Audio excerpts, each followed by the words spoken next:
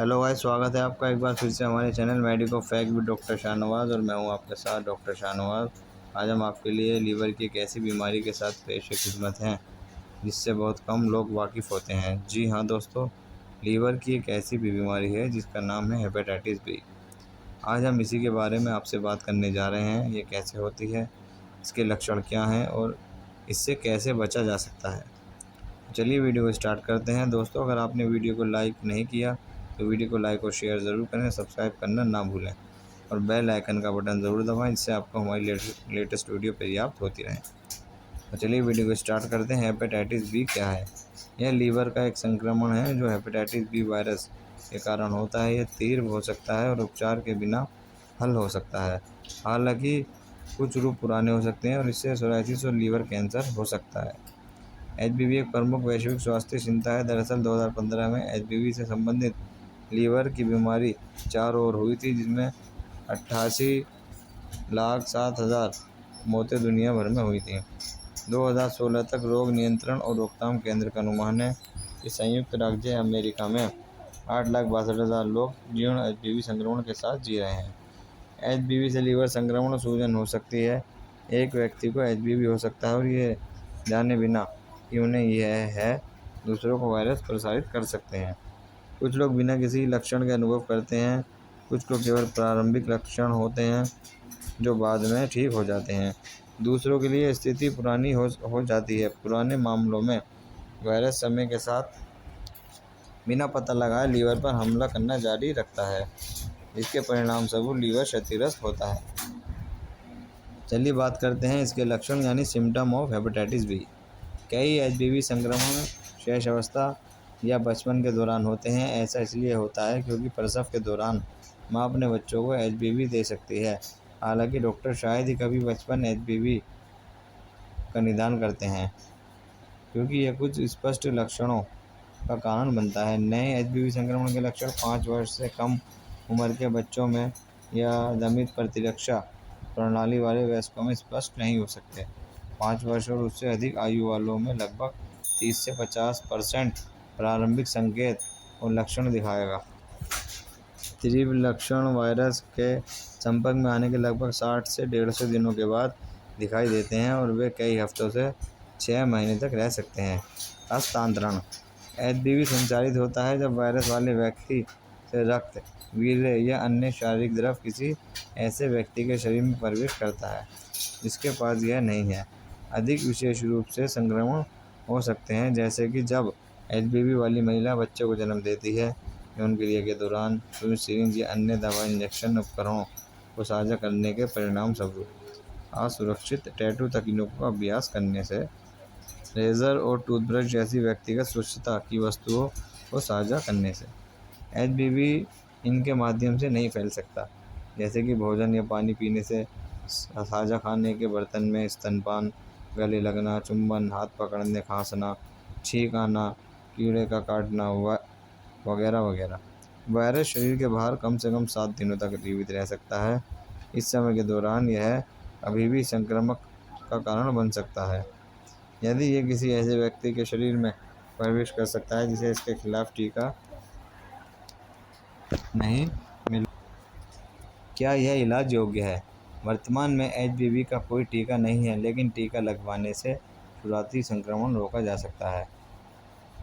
Antibiotic दवा पुराने संक्रमण का इलाज कर सकती है। यदि पुरानी एचबीवी स्थायी यकृत क्षति का कारण बनना शुरू कर देती है तो यकृत प्रत्यारोपण कराने से दीर्घकालिक उत्तरजीविता में सुधार करने में मदद मिल सकती है। हालांकि एक प्रभावी टीका प्राप्त करने में एंटीवायरल दवाएं लेने का मतलब है कि पुरानी एचबीवी के परिणाम स्वरूप कम लोगों को यकृत प्रत्यारोपण की आवश्यकता हो सकती है। इलाज तीव्र एचबीवी संक्रमण के लिए कोई विशिष्ट उपचार, इलाज या दवा नहीं है। सहायक देखभाल लक्षणों पर निर्भर करेगी। कारण एचबीवी का कारण शरीर को संक्रमित करने वाला हेपेटाइटिस बी वायरस है। वायरस रक्त और शारीरिक तरल पदार्थों में होता है। एचबीवी वीर्य, योनि द्रव और रक्त के माध्यम से संचारित होता है। यह प्रसव के दौरान मां से नवजात शिशु में भी जा सकता है। सुइयों को साझा करना और गर्भ निरोधक के यौन संबंध बनाना दोनों गर्भ निरोधक के बिना यौन संबंध बनाना दोनों ही जोखिम को बढ़ाते हैं।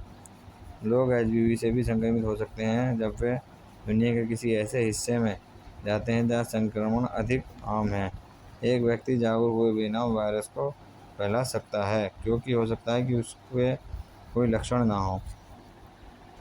इसका निदान: एचपीवी संक्रमण के उच्च जोखिम वाले लोगों या निदान न किए गए एचपीवी संक्रमण के कारण होने वाली जटिलताओं के लिए स्क्रीनिंग उपलब्ध है। यदि किसी व्यक्ति को एचपीवी है तो डॉक्टर नुकसान के लिए उनके लीवर का आकलन कर सकते हैं। हेपेटाइटिस बी परीक्षण: एक रक्त परीक्षण एक डॉक्टर को तीव्र और पुरानी एचपीवी संक्रमण का निदान करने में मदद कर सकता है। यदि परीक्षण एचपीवी की उपस्थिति की पुष्टि करता है तो डॉक्टर पुष्टि करने के लिए अनुवर्ती रक्त परीक्षण का अनुरोध कर सकता है। चाहे एचपीवी संक्रमण अपने तीव्र या पुरानी चरण में हो, व्यक्ति में लीवर खराब होने का खतरा उपचार आवश्यक है या नहीं। जोखिम यानी प्रिकॉशन: एचपीवी के उच्च जोखिम वाले लोगों में शामिल है एचपीवी के साथ माताओं के शिशु, एचपीवी वाले लोगों के यौन साथी, वे लोग जो गर्भधारण के बिना संभोग में संलग्न होते हैं और जिनके कई यौन साथी होते हैं, पुरुष जो पुरुषों के साथ यौन संबंध रखते हैं, जो लोग अवैध दवा को इंजेक्शन लगाते हैं, हेमोडायलिसिस प्राप्त करने वाले लोग जो किडनी उपचार का एक प्रकार है, लोग दवाई ले रहे हैं जो प्रतिरक्षा प्रणाली को दबाते हैं, एचआईवी वाले लोग।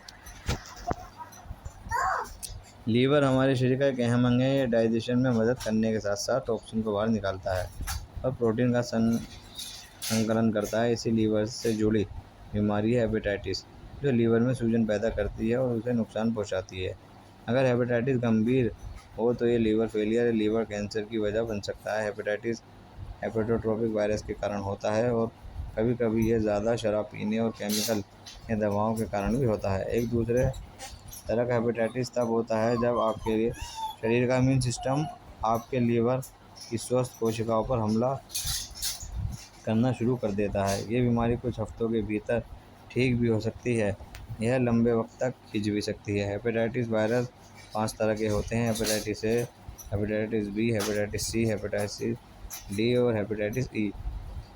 अगर इस बीमारी का वक्त रहते इलाज नहीं किया गया तो इन्फेक्शन बढ़ सकता है, जिससे लीवर सिरोसिस या लीवर कैंसर भी हो सकता है। फिलहाल दुनिया में करीब 32.5 करोड़ लोग इस बीमारी के साथ जी रहे हैं। चलिए बात करते हैं हेपेटाइटिस बी से जुड़े कुछ मिथक और उनके फैक्ट। अगर हेपेटाइटिस से इन्फेक्टेड कोई इंसान आपको किस करता है या आप पर थूकता है तो आपको भी इन्फेक्शन हो सकता है।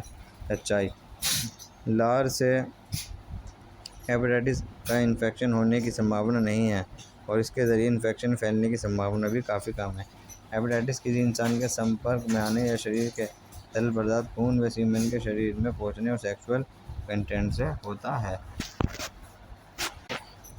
हेपेटाइटिस एक आनुवंशिक बीमारी है। सच्चाई: हेपेटाइटिस आनुवंशिक बीमारी नहीं है और ये विरासत में नहीं मिलती है, लेकिन हेपेटाइटिस भी जन्म के दौरान माँ से बच्चे में आ सकती है और शरीर के तरल पदार्थों और दूषित भोजन या पानी से फैल सकता है। माँ को एंटीवायरल दवाई लेकर हेपेटाइटिस को रोका जा सकता है और बच्चे को उसके जन्म के 12 घंटों के भीतर इम्यूनोग्लोबिन की एक वैक्सीन लगाई जा सकती है। नंबर 3, हेपेटाइटिस ए, बी और सी आपस में रिलेटेड हैं क्योंकि हेपेटाइटिस के एडवांस स्टेज हैं। सच्चाई: ए, बी और सी हेपेटाइटिस के स्टेज नहीं है, बल्कि हेपेटाइटिस वायरस के अलग अलग स्ट्रेन्स हैं। ये कई तरीक़ों से ट्रांसमिट होते हैं और इनमें कुछ ओवरलैपिंग लक्षण भी होते हैं। हालांकि यह इन्फेक्शन एक इंसान से दूसरे इंसान में जाने पर पड़ता नहीं है, लेकिन ये फैलता ज़रूर है। इसलिए अगर किसी को हेपेटाइटिस है तो उसे सलाह दी जाती है कि वो दूसरे लोगों को इन्फेक्ट होने से बचाने के लिए वैक्सीन लगवाए। हेपेटाइटिस ए और हेपेटाइटिस ई दूषित भोजन या पानी से फैलते हैं, जबकि बी और सी दूषित खून चढ़ाने या माँ से बच्चों में हो सकता है। हेपेटाइटिस नंबर 4, हेपेटाइटिस ए होने पर आप दूसरे वायरस से बचे रहते हैं। सच्चाई: हेपेटाइटिस ए और हेपेटाइटिस ई कम वक्त के इन्फेक्शन है और इसके मरीज़ कुछ हफ्तों में ठीक हो जाते हैं। जिन लोगों को हेपेटाइटिस ए और हेपेटाइटिस ई हो चुका है उन्हें हेपेटाइटिस ए वायरस या एचआईवी ज़िंदगी भर की सुरक्षा मिल जाती है, लेकिन वो हेपेटाइटिस के दूसरे वायरसों की चपेट में आ सकते हैं। नंबर 5, हेपेटाइटिस बी का कोई इलाज नहीं है। सच्चाई: हालांकि हेपेटाइटिस का कोई इलाज नहीं है, लेकिन इसे काबू में किया जा सकता है। क्रोनिक HBV का इलाज असरदार एंटीवायरल दवाओं के ज़रिए किया जा सकता है, जो लीवर की बीमारी को कम या धीरे धीरे ख़त्म करने में मदद करती है। Number 6, hepatitis A, B, C के लिए वैक्सीन है। सच्चाई: हेपेटाइटिस A और B के लिए वैक्सीन मौजूद है, लेकिन हेपेटाइटिस C के लिए कोई वैक्सीन नहीं है। इसलिए अगर कोई हेपेटाइटिस से संक्रमित हो जाता है तो उसे हेपेटाइटिस A और हेपेटाइटिस B की वैक्सीन लगवा लेनी चाहिए, क्योंकि ये इन्फेक्शन आपके लीवर की दिक्कतों को और बढ़ा सकता है। हेपेटाइटिस C को रोकने का सबसे आसान तरीका टूथब्रश, रेज़र और इंजेक्शन जैसी निजी चीज़ों को शेयर नहीं करना है। तो दोस्तों, आज की वीडियो में सिर्फ इतना ही। वीडियो को लाइक और शेयर ज़रूर करें। धन्यवाद।